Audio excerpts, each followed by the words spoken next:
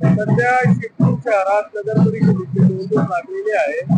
तुम्हाला काय वाटतं, काय चित्र राहील इथलं नगर परिषद निवडणूक? शिरपूरमध्ये जे काही वातावरण आहे त्याच्या संदर्भात जर बोलायचं झालं तर मी प्रभात वार्ड क्रमांक 2 मध्ये असते आणि आमच्या वार्ड मध्ये रोहित भाऊ रंदे, सुलोचनाताई असतात. रोहित भाऊंबद्दल जर बोलायचं झालं तो खरोखर जे सर्वसामान्य लोक आहेत त्यांच्या ज्या काही समस्या आहेत त्या सोडवण्यासाठी भाऊ नेहमी तयार असतात. नेहमी मदतीची हाक त्यांच्याकडनं येत असते.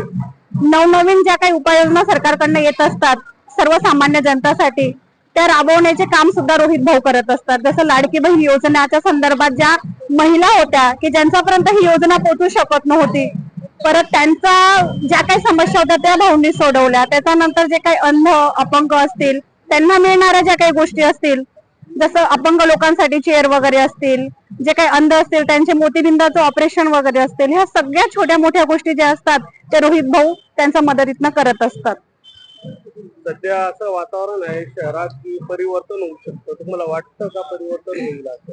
परिवर्तन ही सर्वसामान्यांसाठी जी काही गोष्ट आहे ती म्हणजे आमच्या रोहित बाबांकडे बघून आम्हाला वाटतं की प्रत्येक घरापर्यंतच नाही तर घरातील माणसांपर्यंत ते पोहोचत असतात.